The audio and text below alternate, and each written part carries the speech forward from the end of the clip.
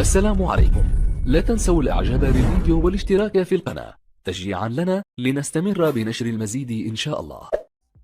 اهتمت صحف السعودية الرياضية بمباريات دور روشن السعودي للمحترفين والمنافسة المشتعلة بين الأندية خلال موسم 2023-2024.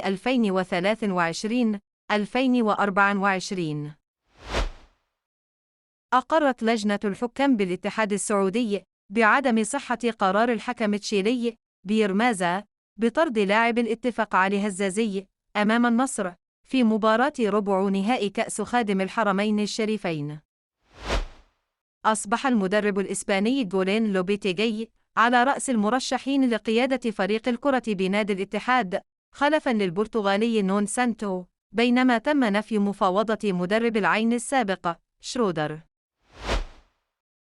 أثار حارس الرائد مشار سينيور غضب جماهير النادي بعد رفضه غرس علم النادي في ملعب التعاون الجديد عقب الفوز على الشباب في الجولة 13 بدور روشن السعودي.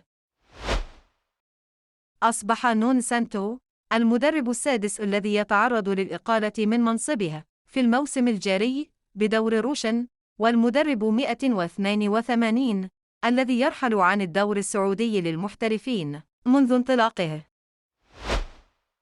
طالبت جماهير الأهلي بإقالة المدرب الألماني ماتياس يايسلا بسبب تراجع نتائج الفريق بعد التعادل مع ضمك في دور روشن ووداع كأس خادم الحرمين الشريفين من الدور 16.